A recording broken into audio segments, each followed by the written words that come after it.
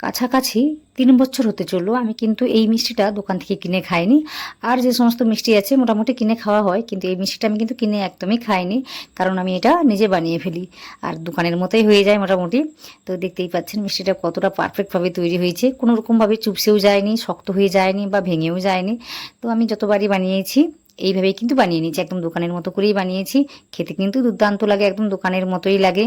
তো আজকে রেসিপিটি দেখবেন, আপনারাও যদি দেখেন আমি মনে করি আপনারাও সহজেই বানাতে পারবেন, কারণ এটা বানানো কিন্তু খুবই সহজ। দু একটা টিপস আছে যেগুলো জানলে কিন্তু সহজেই হয়ে যায়, সেভাবে কঠিন কিছু না, একদম সহজভাবে বানানো যায়। তো রেসিপিটি দেখবেন আজকে, যদি ভালো লাগে সেটা অবশ্যই কমেন্ট করে জানাবেন, সাথে সাথে ভিডিওতে একটা লাইক দিয়ে চ্যানেলটিকে সাবস্ক্রাইব করে নেবেন। আপনারা ভিডিওগুলো দেখেন কিন্তু কোনো রকমভাবে সাপোর্ট করেন না, তো এইভাবে করবেন না। ভালো লাগলে অবশ্যই আমাকে সাপোর্ট করবেন।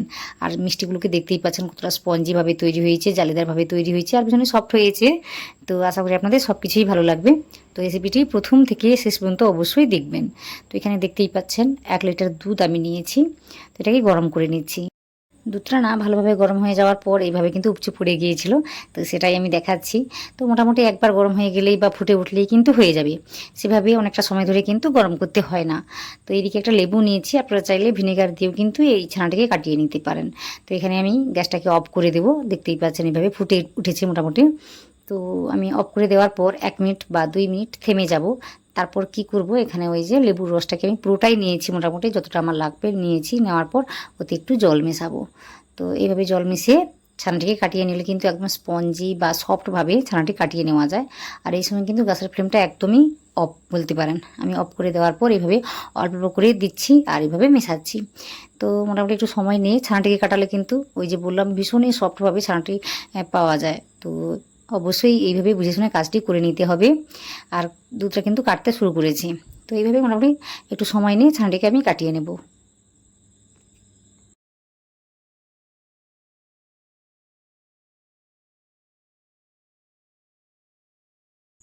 লেবু আর জলের মিশ্রণটা আমি পুরোটাই দিয়েছি, আর দেখতেই পাচ্ছেন ছানাটা কিন্তু সুন্দরভাবে কেটে গিয়েছে। তো যতই সময় নিয়ে কাটানো হবে ততই কিন্তু সুন্দরভাবে কাটানো যায়। তো মোটামুটি এইভাবে কেটে নিতে হবে ছানাটিকে। আর দেখতেই পাচ্ছেন ছানাটা কতটা সফট হয়েছে, একদম সফটভাবে কিন্তু ছানাটি কেটে নিয়েছি। তো এইভাবে যদি সফট ছানা তৈরি করে নেওয়া যায় তাহলে কিন্তু মিষ্টিগুলো একদম সফটভাবে বা স্পঞ্জিভাবে তৈরি হবে, বিশেষ করে স্পঞ্জি তো হবেই হবে। তো যে কারণে একটু সময় নিয়ে এইভাবে ছানাটিকে কাটিয়ে নিতে হয়। তো আমি কী করেছি, এইভাবে একটা ছাঁকনিতে ঢেলে নিয়েছি, নিয়ে না আমি পরিষ্কার করে নেব, বলতে জল দিয়ে ধুয়ে নেব। এতে করে যে লেবুর রসের যে একটা ফ্লেভার আছে বা ভিনেগার দিয়ে কাটালেও ওর একটা ফ্লেভার থাকে, তো ওটা একদমই থাকবে না। তাছাড়া মিষ্টিগুলো হওয়ার পর আর ভেঙে যাবে না, ফেটে যাবে না। তো অবশ্যই একটু সময় নিয়ে কিন্তু ধুয়ে নিতে হবে। তো 2 থেকে 3 বার মোটামুটি ঠান্ডা জল দিয়ে আমি ধুয়ে নিচ্ছি। তো ধুয়ে নেওয়ার পর আমি দেখাবো কি করতে হবে।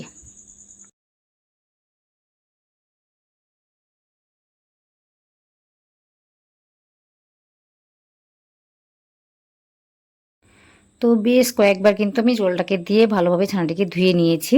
ধুয়ে নেওয়ার পর আমি আলাদা একটা কাপড়ের মধ্যে নিচ্ছি, নিয়ে না জলটাকে প্রেস দিয়ে দিয়ে বা চাপ দিয়ে দিয়ে এইভাবে জলটাকে বের করে দিচ্ছি। তো এইভাবে অবশ্যই কাজটি করে নিতে হয়। তারপর কি করব, ওখানেই আমি রেখে দিয়েছি, একটা ভারী কোনো পাত্রর মধ্যে বসিয়ে দিলে কিন্তু এক্সট্রা যে জলটা থাকে ওটা কিন্তু বেরিয়ে যায়। তাছাড়া আধ ঘন্টার মধ্যে কিন্তু ভালোভাবে সেট হয়ে যায়, একটু শুকনো শুকনো হয়ে যায়। তো আমি দেখাবো কি করছি বা কী করতে হবে। তো এইভাবে অবশ্যই জলটাকে ঝরিয়ে নেওয়ার পর আমি ওখানেই রেখে দিচ্ছি, আমি এই কথাই বললাম। তো রেখে দেওয়ার পর ভারী কোনো জিনিস একটা চাপিয়ে দিতে হয়। তো আমি যে কটা টিপস বলেছি এগুলো কিন্তু মাথায় রাখবেন। ওইভাবে জিনিসটা বানালে একদম দোকানের মতোই হয়, জিনিস বলতে মিষ্টিটা। তো একদম দোকানের মতোই বানাতে পারবেন। তো আমি রেখে দিয়েছি, ওই আধ ঘন্টা পরে আপনাদের আমি দেখাচ্ছি। অনেকটা কিন্তু সেট হয়ে গিয়েছে। আর আধ ঘন্টার মধ্যেই কিন্তু পনির বলুন, ছানা সব কিছু কিন্তু সেট হয়ে যায়। একটু শক্ত শক্ত হয়ে যায়, কিন্তু ভেজা ভেজা ভাবটা থাকবে, হাতে নিলেই বুঝতে পারবেন অনেকটা কিন্তু সফট লাগবে বা একটু ভেজা ভেজা মনে হবে। তো যেটা বলছি আশা করি বুঝতে পারছেন। তারপর আমি কী করবো, এই ছানাটিকে ভেঙে নিচ্ছি, যেহেতু যেহেতু একটু শক্ত শক্ত আছে। তো একটু মোটামুটি এইভাবে ভেঙে নিতে হয়। ভেঙে নেওয়ার পর হালকা হাতে এটাকে মেখে নিতে হয়। তো আমি দেখাবো কিভাবে। তো প্রথমে ভেঙে নিচ্ছি, ভেঙে নেওয়ার পর হাতের যে তালুটা রয়েছে ওটা দিয়ে কিন্তু এটাকে মিশিয়ে নিতে হয় বা একটা ডোয়ের আকারে তৈরি করে নিতে হয়।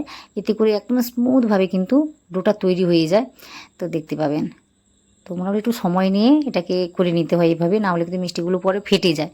তো এই কাজটা অবশ্যই করবেন একটু সময় নিয়ে আর হালকা হাতে, খুব বেশি প্রেস দিয়ে কাজটি করলে হবে না, হালকা হাতে এইভাবে ঘষে ঘষে ঘষে ঘষে একদম মসৃণভাবে কাজটি করে নিতে হয়। তো মোটামুটি 5 থেকে 7 মিনিট আমি এইভাবে মেখে নিয়েছি। মেখে নেওয়ার পর আমি কি করেছি, এখানে একটু কর্নফ্লাওয়ার দেবো। তো আপনারা চাইলে ময়দাটাকেও দিতে পারেন। তো দেখতেই পাচ্ছেন কতটা মসৃণভাবে কাজটি হয়েছে। ঠিক এইভাবে কিন্তু মসৃণ হয়ে যায়। তারপর এখানে ওই যে বললাম আমি হাফ চামচের মতো কর্নফ্লাওয়ার দিয়েছি। পুরো 1 চামচ দিতে হবে না, কারণ আমি দেখেছি যদি বেশি করে দেওয়া হয় তখন কিন্তু মিষ্টিটা শক্ত হয়ে যায়।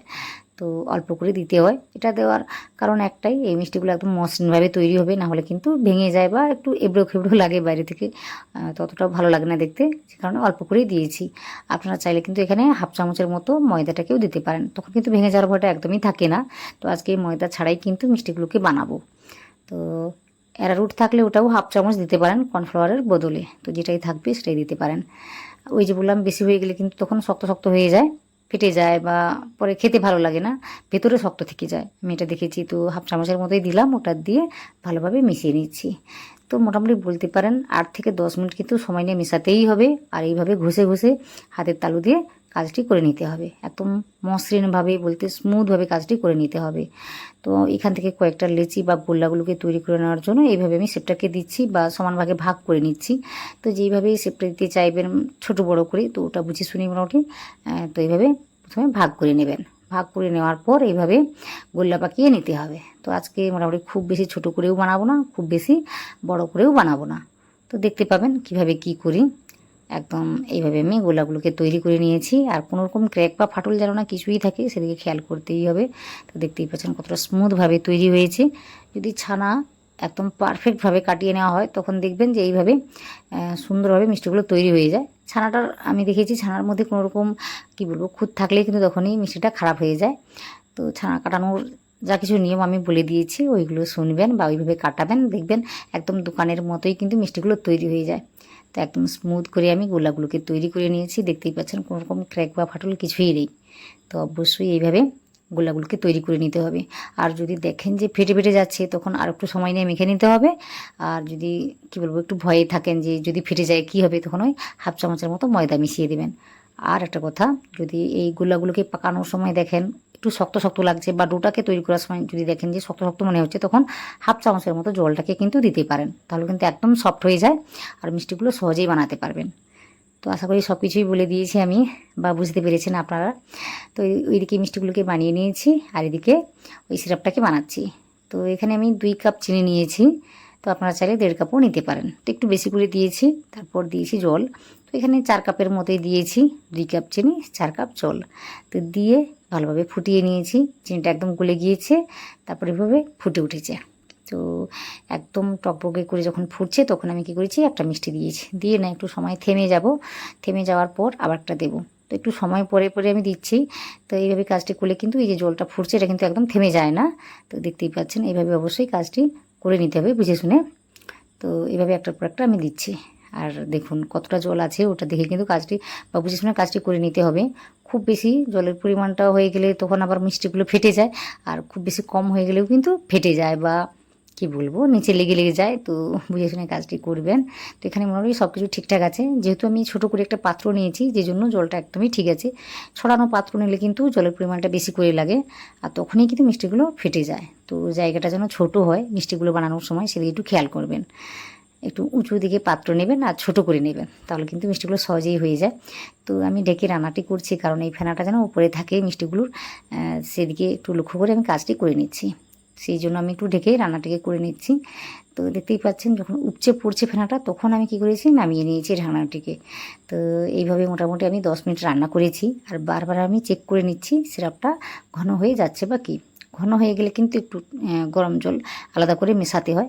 তো আপনাদের আমি দেখাচ্ছি, দেখুন 10 থেকে 12 মিনিট হয়েছে, মিষ্টিগুলো কিন্তু একদম ফুলে গিয়েছে। এই সময় কিন্তু ভীষণই নরম, আমি কোনো রকমভাবে নাড়াচ্ছি না, দেখতেই পাচ্ছেন। শুধু আমি চেক করে নিচ্ছি জলটা, বলতে সিরাপটা যেন পাতলা থাকে সেদিকে একটু খেয়াল করতে হবে, নাহলে কিন্তু ভিতরে ভিতরে একদমই সেদ্ধ হবে না, ওই শক্ত শক্ত থেকে যায়। পাতলা সিরাপের মধ্যে বানালে কিন্তু ভেতর থেকে সুন্দরভাবে সেদ্ধ হয়। তাছাড়া এই যে ফেনাটা দেখতেই পাচ্ছেন, এটা যেন মিষ্টির উপরে থাকে সবসময়ের জন্য সেদিকে একটু খেয়াল করতে হবে। এমনিতেই কিন্তু আমার ফেনাটা এই মিষ্টিগুলোর উপরেই আছে, কোনো রকমভাবে ঢাকনা দিতে হচ্ছে না, দেখতেই পাচ্ছেন। তো যে কারণে আমি ঢাকনাটা দিচ্ছি না। তো এখন প্রায় 15 মিনিট হয়ে গিয়েছে, এখন কিন্তু অনেকটাই ঘন দেখাচ্ছে এই সিরাপটা। তো যে কারণে আমি কি করেছি, আরও একটু গরম জল অ্যাড করেছি। তো এইভাবে মোটামুটি অল্প অল্প করে আমি দিয়েছি। তো এখানে আমি ছোটো চামচ ইউজ করেছি, আপনারা চাইলে বড় কোনো বাটি বা চামচ দিয়েও কিন্তু মেশাতে পারেন। আর জলটা যেন গরম হয়, একদম টকটকে গরম যেন হয়, সেদিকে খেয়াল করতে হবে। তো এইভাবে দেখুন 18 থেকে 19 মিনিট কিন্তু হয়ে গিয়েছে। তাও কিন্তু আমি আর একটু সময় নিয়ে রান্না করে নেব, এতে করে কিন্তু সুন্দরভাবে সেদ্ধ হয়ে যাবে আর কাঁচা কাঁচা মনে হবে না খাওয়ার সময়। তো দেখতেই পাচ্ছেন আমি জলটা কিন্তু দিতেই আছি, আমি সেভাবে কিছু কাটিনি, আশা করি আপনারা দেখতে পেয়েছেন। তো একটা মিষ্টি আমি দেখিয়ে দিচ্ছি, দেখুন কোনো রকমভাবে চ্যাপটা হয়ে যায়নি বা ভেঙেও যায়নি। তো দেখতেই পাচ্ছেন কত সুন্দরভাবে তৈরি হয়েছে, এখনই দেখে যেন খেতে ইচ্ছে করছে, এতটা লোভনীয়ভাবে তৈরি হয়েছে। তো আমি মোটামুটি 22 থেকে 25 মিনিট ধরে কিন্তু এইভাবেই রান্না করেছি। আর যখন মনে হয়েছে সিরাপটা ঘন লাগছে, একদম চ্যাটচেটে হয়ে যাচ্ছে, তখন কিন্তু অল্প করে আমি জলটাকে দিচ্ছি, গরম জল। তো অবশ্যই বুঝে শুনে কাজটি করে নিতে হয়। আমি দেখেছি এত কিছু বলার পরেও কিন্তু যখন মিষ্টিগুলো বানাতে যাওয়া হয়, তখন কিন্তু কোনো না কিছু ভুলের কারণে মিষ্টিগুলো ফেটে যায়, ভেঙে যায়। আমার সাথেও হয়েছে। যেদিন থেকে মোটামুটি আমি এই মিষ্টিগুলোকে বানাতে পেরেছি, সেদিন থেকে মোটামুটি আমি আর ভুল কোনো কিছু করি না, একদম দোকানের মতোই বানিয়ে নিতে পারি। তো আপনারাও বানাবেন, ভুলও করবেন, সেখান থেকেই শিখবেন। তো মোটামুটি অল্প করে বানাবেন প্রথমে, তারপর যখন ঠিকঠাকভাবে বানাতে পারবেন তখন কিন্তু এইভাবে বানিয়ে ফেলবেন। তো মিষ্টিগুলোকে বানিয়ে নেওয়ার পর ওটাই দেখাচ্ছি, এখন আমি ঢেকে রেখে দিয়েছি ঠান্ডা হওয়ার জন্য। তো মোটামুটি 22 থেকে 25 মিনিট কিন্তু সময়টা আমার লেগেছে। তো আশা করি সব কিছুই আপনারা বুঝতে পেরেছেন। তো না বুঝতে পারলে অবশ্যই কমেন্ট করে জানাবেন। আর মিষ্টিগুলো দেখুন কত সুন্দরভাবে তৈরি হয়েছে, একদম গোল্লা গোল্লাই হয়েছে। আর নিচের দিকে রাখার কারণে একটু চ্যাপ্টা হয়ে গিয়েছিলো যখন আমি লেচিগুলোকে তৈরি করেছিলাম বা গোল্লাগুলোকে, তো সেখানেই একটু চ্যাপ্টা হয়ে গিয়েছিলো, আর কিছুই না, না হলে কিন্তু একদম শেপটা দেখতেই পাচ্ছেন কতটা গোলভাবে আছে। তো আশা করি আজকে রেসিপিটি আপনাদের ভালো লেগেছে বা সহজ মনে হয়েছে। ভালো লেগে থাকলে সেটা অবশ্যই কমেন্ট করে জানাবেন, সাথে সাথে ভিডিওতে একটা লাইক দেবেন। কোনো রকম একটা রেসিপি দেখতে চাইলে সেটাও কিন্তু কমেন্ট করে জানাতে পারেন। তো আজকের রেসিপিটা কেমন লাগলো সেটা অবশ্যই কমেন্ট করে জানাবেন। ওই কয়েকটা জিনিস মাথায় রাখবেন, ছানাটিকে যখন কাটাবেন একদম সফটভাবে কাটাবেন, একদম স্পঞ্জিভাবে। তারপর ধুয়ে নেওয়ার পর একদম এঁটে বলতে পারেন, একদম ঝুলিয়ে রেখে দেবেন, তাহলে জলটা কিন্তু ঝরে যাবে। আর খুব বেশি শুকনো শুকনো হয়ে গেলে কিন্তু একটু জল মিশিয়ে দেবেন ওই ডোটাকে মাখানোর সময়, হাফ চামচের মতো জলটাকে দিয়ে মাখাবেন, তাহলে কিন্তু একদম সফট হয়ে যাবে। তো সহজেই বানাতে পারবেন। তো আশা করি সব কিছুই বুঝতে পেরেছেন। আর আজকে আমি ঘন সিরাপের মধ্যে বানিয়েছি, তো আপনারা চাইলে পাতলা সিরাপের মধ্যেও বানাতে পারেন, তবে আজকে আমি যেভাবে দেখিয়েছি ওইভাবে অবশ্যই বানাবেন, সফল হবেন আশা করি। তো আজকের জন্য এইটুকু, দেখা হচ্ছে অন্য কোনো পর্ব নিয়ে।